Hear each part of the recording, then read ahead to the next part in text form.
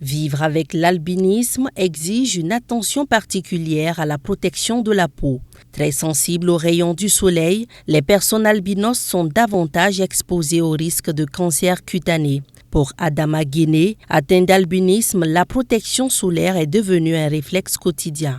Il faut dire que la protection de la peau est plus importante parce que c'est le premier facteur de vulnérabilité pour la personne atteinte d'albinisme.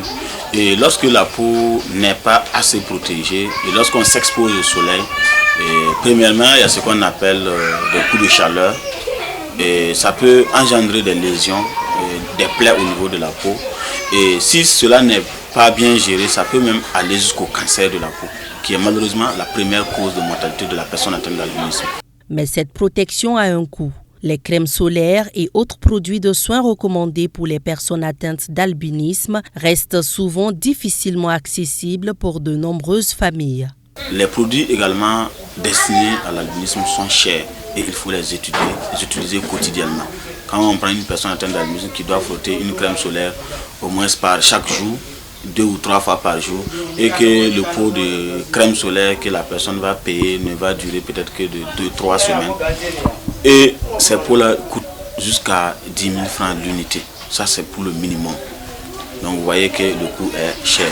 Et également au Burkina, comme vous le savez, il y a un problème d'accessibilité parce que ce sont des produits qu'on ne fabrique pas au Burkina ici. La prévention repose avant tout sur le respect de l'utilisation des moyens de protection adaptés, contrairement à certaines croyances qui affirment que se laver avec du lait protège la peau des albinos.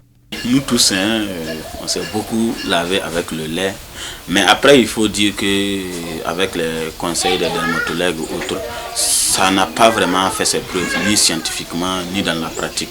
On a beaucoup d'autres choses avec lesquelles on peut se pommader, comme les beurres de qualité pour ramollir la peau, etc.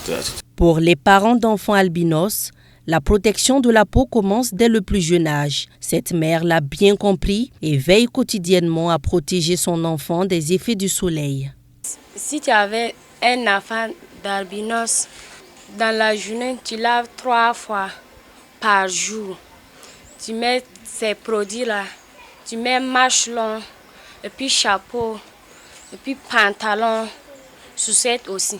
Si le soleil lave vers midi, tu mets crème de soleil, elle reste dans l'ombre. Elle ne peut pas sortir au soleil partout. Des gestes simples mais indispensables qui contribuent à préserver la santé et la qualité de vie des personnes vivant avec l'albinisme.